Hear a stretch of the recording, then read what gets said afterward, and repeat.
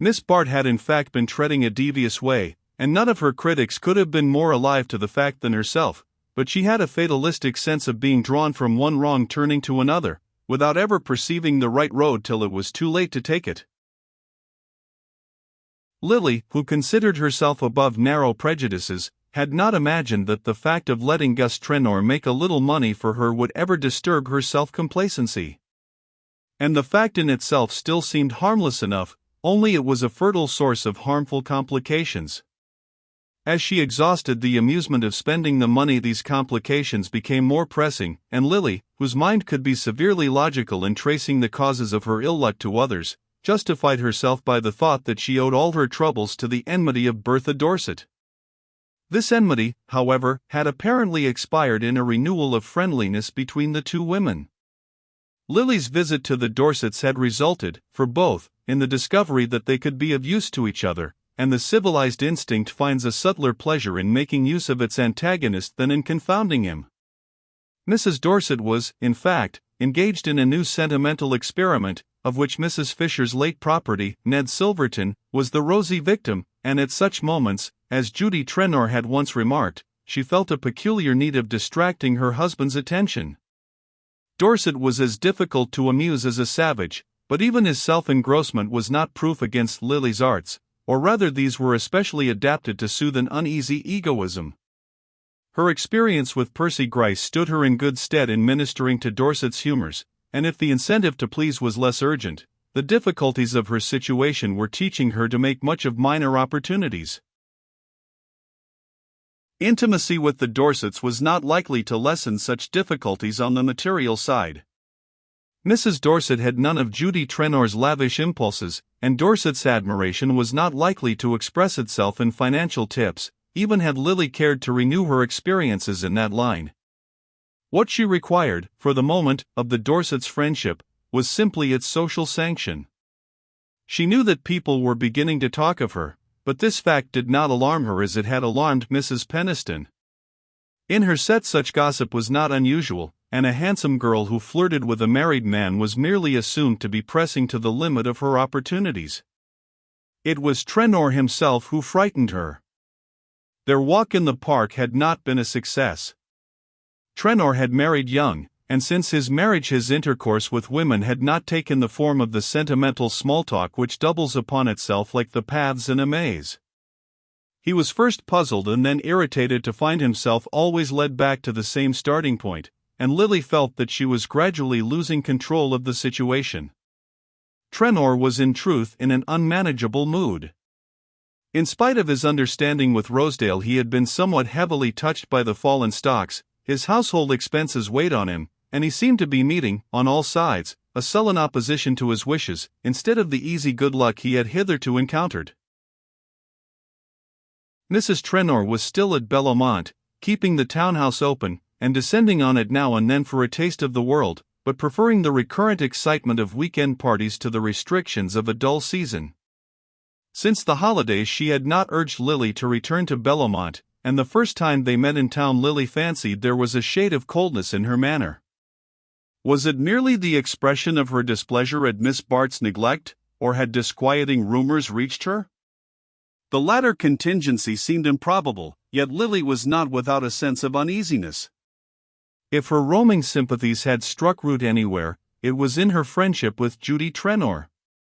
She believed in the sincerity of her friend's affection, though it sometimes showed itself in self-interested ways, and she shrank with peculiar reluctance from any risk of estranging it. But, aside from this, she was keenly conscious of the way in which such an estrangement would react on herself. The fact that Gus Trenor was Judy's husband was at times Lily's strongest reason for disliking him, and for resenting the obligation under which he had placed her. To set her doubts at rest, Miss Bart, soon after the new year, proposed herself for a weekend at Bellomont. She had learned in advance that the presence of a large party would protect her from too great assiduity on Trenor's part, and his wife's telegraphic "come by all means" seemed to assure her of her usual welcome. Judy received her amicably. The cares of a large party always prevailed over personal feelings, and Lily saw no change in her hostess's manner. Nevertheless, she was soon aware that the experiment of coming to Bellomont was destined not to be successful. The party was made up of what Mrs. Trenor called pokey people, her generic name for persons who did not play bridge, and, it being her habit to group all such obstructionists in one class, she usually invited them together, regardless of their other characteristics. The result was apt to be an irreducible combination of persons having no other quality in common than their abstinence from bridge, and the antagonisms developed in a group lacking the one taste which might have amalgamated them, were in this case aggravated by bad weather, and by the ill-concealed boredom of their host and hostess. In such emergencies, Judy would usually have turned to Lily to fuse the discordant elements, and Miss Bart, assuming that such a service was expected of her, threw herself into it with her accustomed zeal. But at the outset she perceived a subtle resistance to her efforts. If Mrs. Trenor's manner toward her was unchanged, there was certainly a faint coldness in that of the other ladies. An occasional caustic allusion to "your friends the Wellington Briss," or to "the little Jew who has bought the Grainer house, someone told us you knew him, Miss Bart," showed Lily that she was in disfavor with that portion of society which, while contributing least to its amusement, has assumed the right to decide what forms that amusement shall take. The indication was a slight one, and a year ago Lily would have smiled at it, trusting to the charm of her personality to dispel any prejudice against her. But now she had grown more sensitive to criticism and less confident in her power of disarming it. She knew, moreover, that if the ladies at Bellomont permitted themselves to criticize her friends openly, it was a proof that they were not afraid of subjecting her to the same treatment behind her back.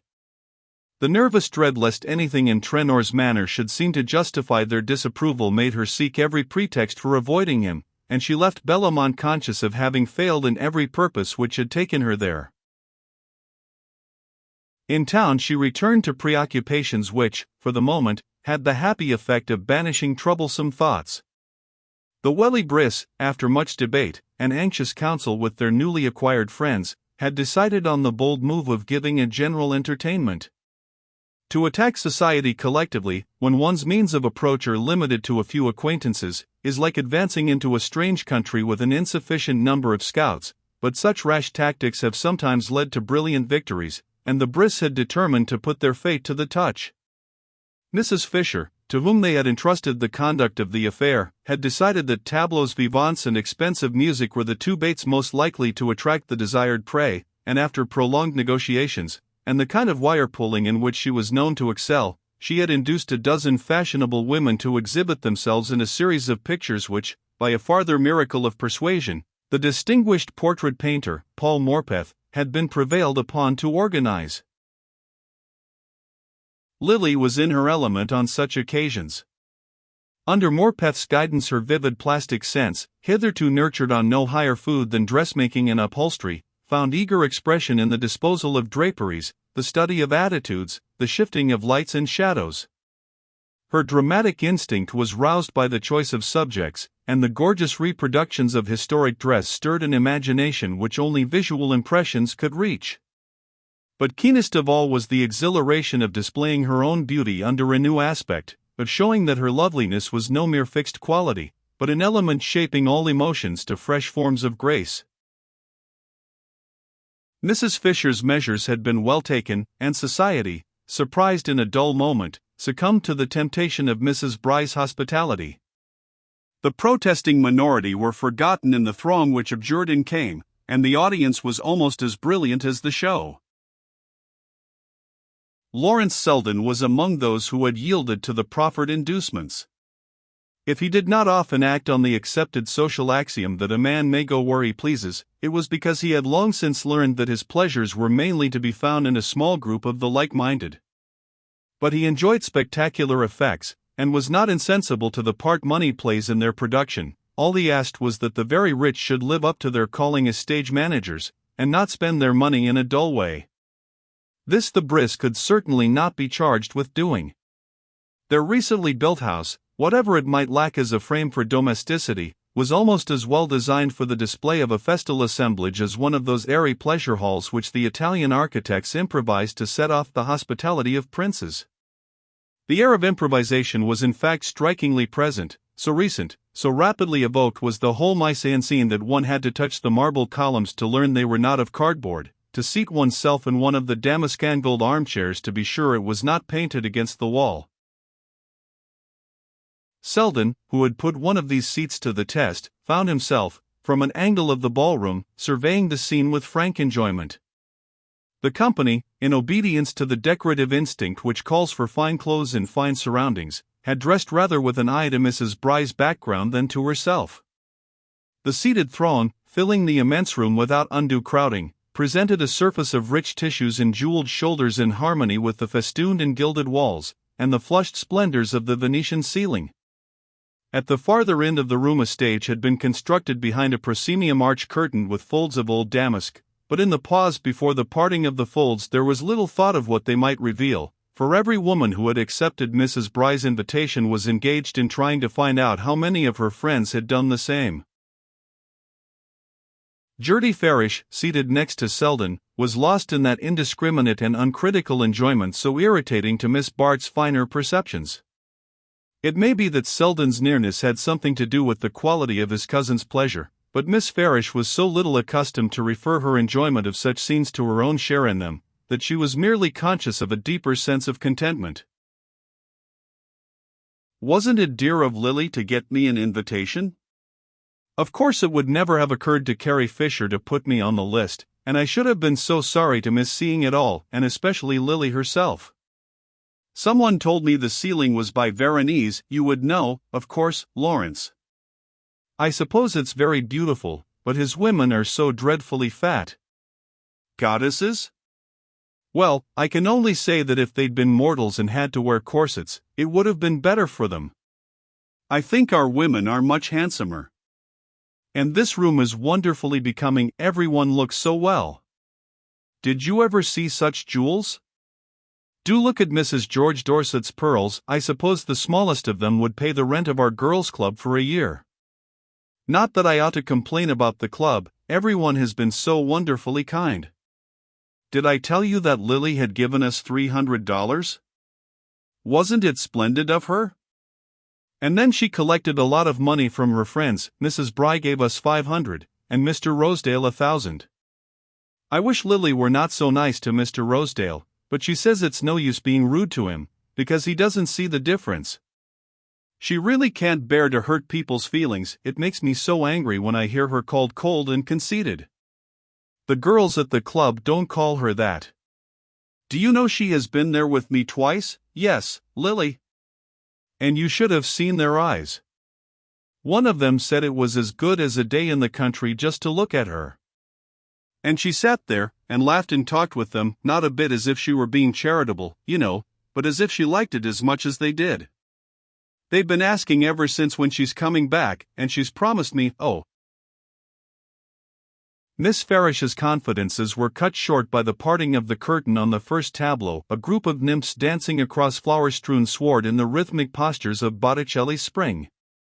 Tableaux vivants depend for their effect not only on the happy disposal of lights and the delusive interposition of layers of gauze, but on a corresponding adjustment of the mental vision.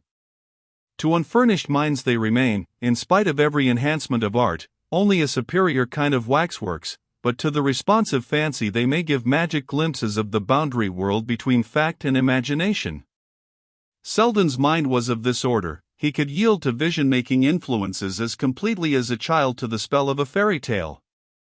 Mrs. Bry's tableaus wanted none of the qualities which go to the producing of such illusions, and under Morpeth's organizing hand the pictures succeeded each other with the rhythmic march of some splendid frieze, in which the fugitive curves of living flesh and the wandering light of young eyes have been subdued to plastic harmony without losing the charm of life. The scenes were taken from old pictures, and the participators had been cleverly fitted with characters suited to their types. No one, for instance, could have made a more typical Goya than Carrie Fisher, with her short dark-skinned face, the exaggerated glow of her eyes, the provocation of her frankly painted smile.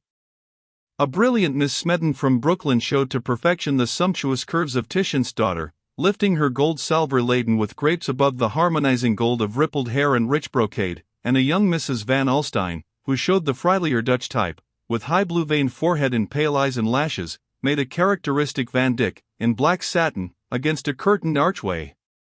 Then there were Kaufman nymphs garlanding the altar of love, a Veronese supper, all sheeny textures, pearl-woven heads and marble architecture, and a Watteau group of lute-playing comedians, lounging by a fountain in a sunlit glade.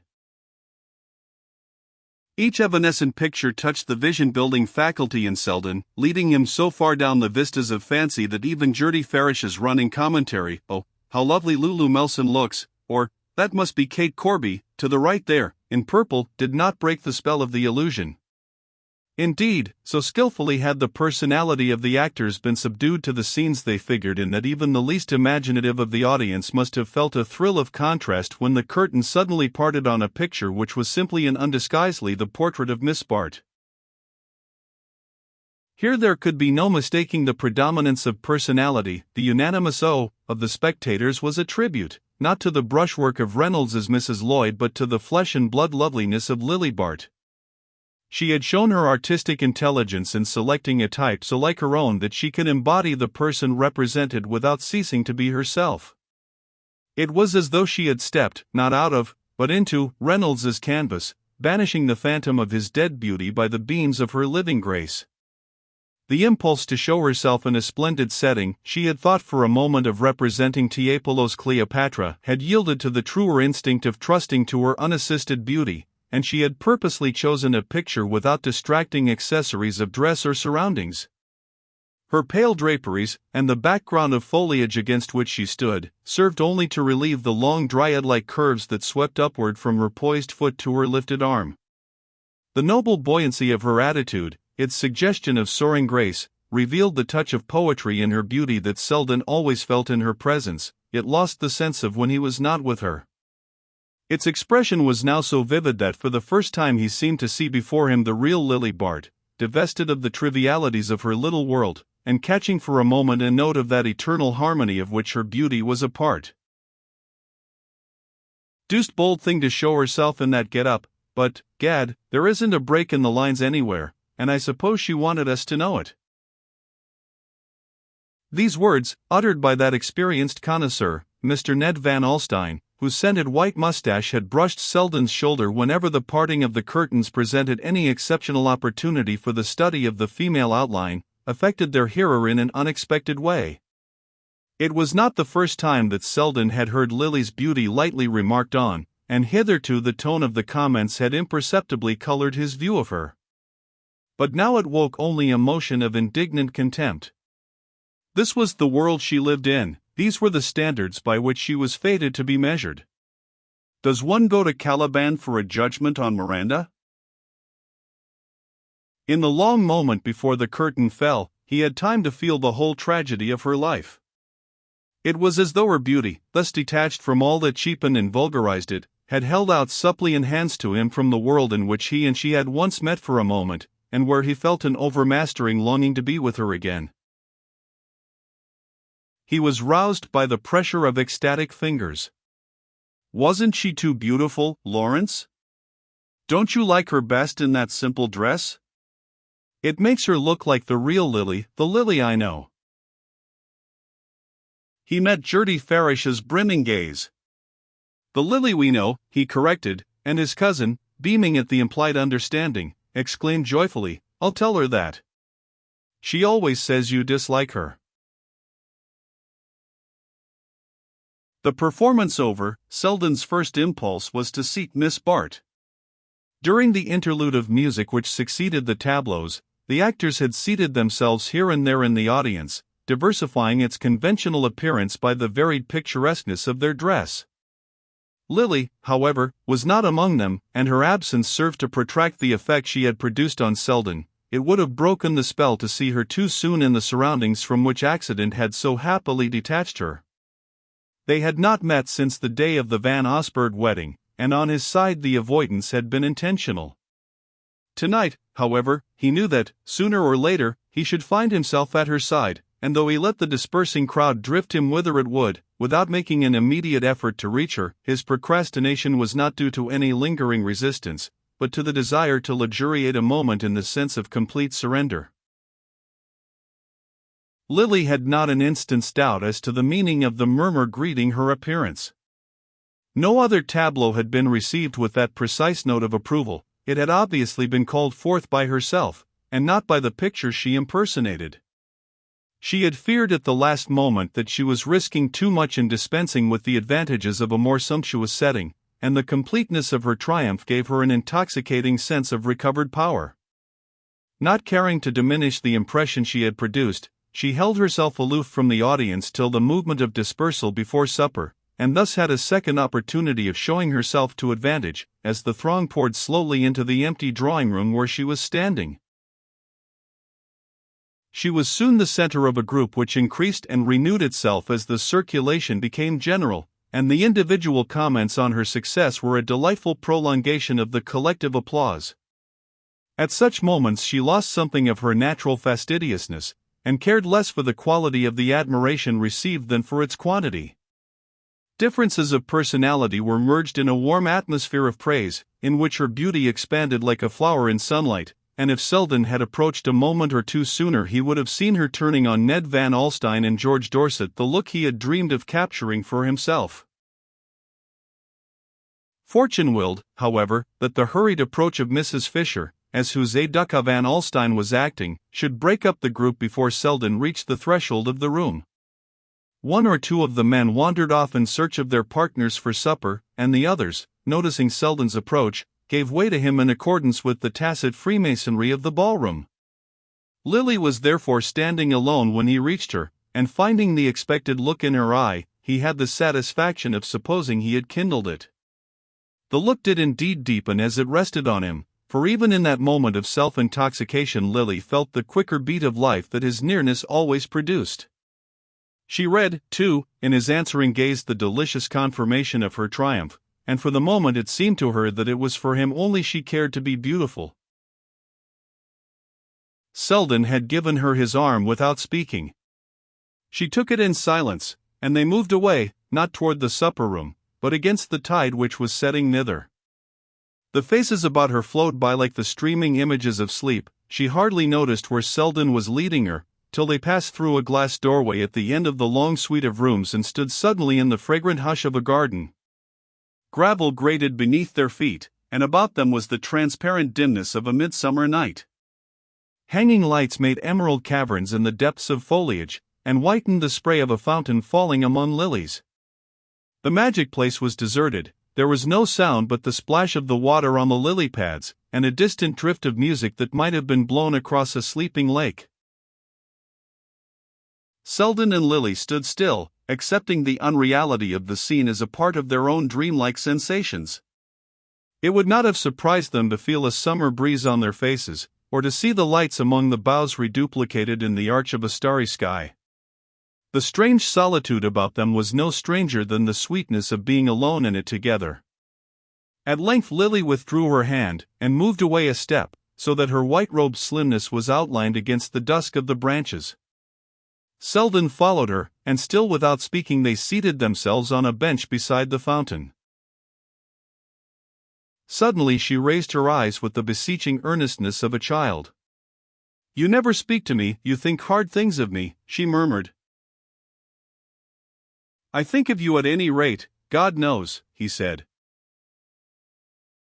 "Then why do we never see each other? Why can't we be friends? You promised once to help me," she continued in the same tone, as though the words were drawn from her unwillingly. "The only way I can help you is by loving you," Selden said in a low voice. She made no reply, but her face turned to him with the soft motion of a flower. His own met it slowly, and their lips touched. She drew back and rose from her seat. Selden rose too, and they stood facing each other. Suddenly she caught his hand and pressed it a moment against her cheek. "Ah, love me, but don't tell me so," she sighed with her eyes in his, and before he could speak she had turned and slipped through the arch of boughs, disappearing in the brightness of the room beyond. Selden stood where she had left him. He knew too well the transiency of exquisite moments to attempt to follow her, but presently he re-entered the house and made his way through the deserted rooms to the door. A few sumptuously cloaked ladies were already gathered in the marble vestibule, and in the coat-room he found Van Alstyne and Gus Trenor. The former, at Selden's approach, paused in the careful selection of a cigar from one of the silver boxes invitingly set out near the door. "Hello, Selden, going too? You're an Epicurean like myself, I see. You don't want to see all those goddesses gobbling terrapin. Gad, what a show of good-looking women, but not one of 'em could touch that little cousin of mine. Talk of jewels, what's a woman want with jewels when she's got herself to show? The trouble is that all these fell-bells they wear cover up their figures when they've got 'em. I never knew till tonight what an outline Lily has." "It's not her fault if everybody don't know it now," growled Trenor, flushed with the struggle of getting into his fur-lined coat. "Damned bad taste, I call it. No cigar for me. You can't tell what you're smoking in one of these new houses. Likely as not the chef buys the cigars. Stay for supper? Not if I know it. When people crowd their rooms so that you can't get near anyone you want to speak to, I'd as soon sup in the elevated at the rush hour. My wife was dead right to stay away. She says life's too short to spend it in breaking in new people."